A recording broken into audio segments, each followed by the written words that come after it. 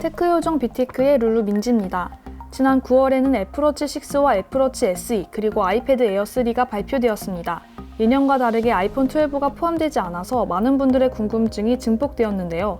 여러 소스를 종합해보면 올해 초 전 세계적으로 확산된 코로나19로 인해 부품 조달 및 양산이 늦어지면서 딜레이된 게 주요 원인으로 보입니다. 하지만 목이 빠질세라 오매불만 기다려왔던 분들은 이제 조금만 기다리시면 될 것 같습니다. 왜냐하면 한국 시간으로 10월 14일 수요일 새벽 2시부터 진행되는 온라인 신제품 발표 행사에서 아이폰 12 시리즈가 선보일 것이라는 게 사실상 확실시 되고 있기 때문입니다. 해외 IT 매체의 루머 중에서 가장 눈길을 끄는 점은 제품 라인업이 3개에서 4개로 확장된다는 점입니다. 당초 단일 모델로만 출시되었던 아이폰이 2014년 6부터 일반 모델과 플러스 모델로 이원화되어 출시되었고 4년 뒤인 2018년 10R, 10S, 10S 맥스로 라인업이 3개로 확대되었는데 불과 2년 만에 4개 모델을 선보이게 되는 겁니다. 그만큼 애플이 수요 예측을 통한 물류 공급망 관리에 자신이 있으며 자기 시장 잠식 문제에 대해 걱정하지 않고 있다는 방증이 아닐까 싶습니다. 이번 이벤트의 핵심은 바로 애플 최초의 5G 스마트폰이 선보인다는 것입니다. 글로벌 매체에 보낸 초대장을 보게 되면 영문으로 하이 스피드라고 적혀져 있는데 여기서 하이는 중의적인 의미를 담고 있습니다.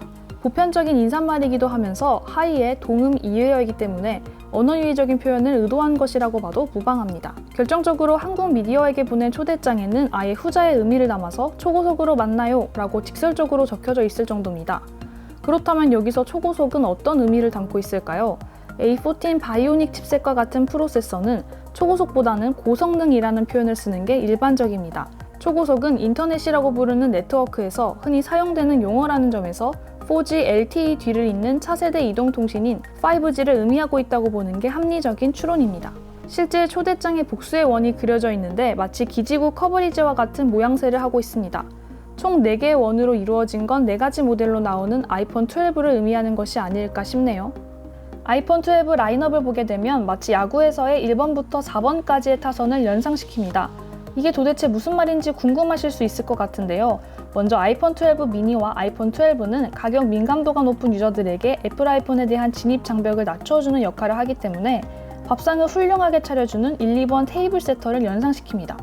반면 트리플 카메라와 라이다 스캐너, 램, 용량 등 한 단계 높은 스펙을 갖고 있는 아이폰 12 프로와 프로 맥스는 ASP를 높이기 때문에 타점 생산 능력이 높은 클린업 타순인 3, 4번 타자를 연상시킵니다.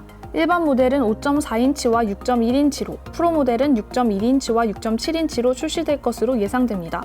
이 중에서 아이폰 12 미니는 5.4인치로 화면이 커졌지만 홈 버튼이 없어지고 베젤이 좁아졌기 때문에 4.7인치 아이폰 SE2보다 조금 작은 크기로 나올 것이라고 합니다. 6.1인치는 전작 아이폰 11과 대동소이한 크기이며 6.7인치 아이폰 12 프로 맥스는 전작 아이폰 11 프로 맥스보다 살짝 커질 것이라고 하니 대화면 스마트폰을 선호하는 유저들에게는 반가운 소식이 아닐까 싶습니다.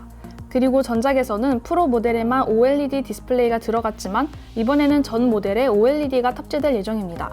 외관 디자인은 과거로 회귀할 것이라는 게 중론입니다. 지금처럼 곡면 디자인이 아니라 아이폰 4처럼 네모 반듯한 디자인에 가장자리에 평평한 금속 테두리를 적용할 것으로 알려졌습니다. 아이폰 12 미니와 아이폰 12는 4기가 램에 64기가, 128기가, 256기가 내장 메모리를, 아이폰 12 프로와 프로 맥스는 6기가 램, 128기가, 256기가, 512기가 내장 메모리를 갖출 것으로 보이며 아이패드 에어 3 신제품 발표와 함께 공개되었던 5나노 공정 기술을 적용한 A14 바이오닉 칩셋은 모든 모델에 탑재될 것이 확실시됩니다. 이 밖에도 앞서 언급한 OLED 디스플레이와 세라믹 쉴드 전면 커버 글래스를 채택하게 되면 가격 상승 압박이 클 수밖에 없습니다. 코로나19로 인해 구매력이 떨어진 상황에서 가격을 높이는 건 천하의 애플이라도 쉽게 선택할 수 있는 일은 아닙니다. 환경보호라는 명분과 원가 절감이라는 실리를 챙기기 위해 기본 구성품으로 제공되던 번들 유선 이어폰 이어팟과 충전기가 빠지는 고육지책을 펼칠 것이라는 주장이 힘을 얻고 있는 것도 바로 이러한 이유가 있기 때문입니다.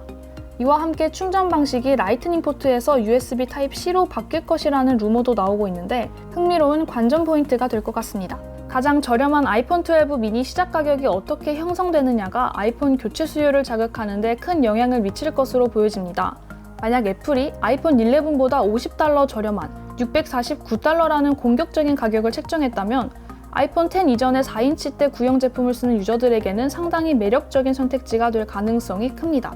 하지만 오히려 전작보다 $50 비싸진 $749로 나온다면 5G 인프라가 제대로 갖춰지지 못한 국가에서는 오히려 거부감이 들 것으로 보입니다. 만약 5.4인치 아이폰 12 미니 64기가가 $649로 시작한다면 128기가 $699, 256기가가 $799가 되며 6.1인치 아이폰 12는 64기가가 $749, 128기가가 $799, 256기가가 $899가 됩니다. 시작가는 전작보다 $50 낮아졌지만 6.1인치끼리 비교를 하게 되면 전작보다 $50 비싸게 책정되는 겁니다.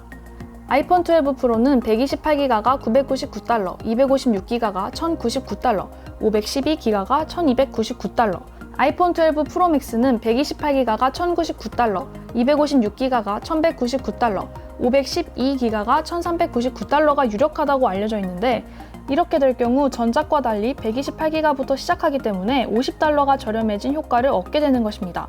올 초에 출시된 삼성 갤럭시 S20 시리즈의 경우 5G 모뎀 칩셋을 비롯해 비싼 부품들이 대거 탑재되면서 20만원 정도 가격이 인상되었고 결국 목표 판매량의 60-70%에 못 미치는 극심한 판매 부진을 기록했습니다. 만약 5G가 탑재되었음에도 불구하고 아이폰 12 시리즈가 예상과는 정반대의 행보를 보여준다면 5G 스마트폰 시장 점유율의 대대적인 지각 변동이 이루어질 것으로 보입니다. 지금까지 준비한 영상은 여기까지입니다. 이번 영상도 잘 보셨다면 좋아요, 구독, 그리고 알람 설정까지 모두 해주시는 거 잊지 마시고요. 테크요정 뷰티크는 다음 영상에서 찾아오도록 하겠습니다. 안녕!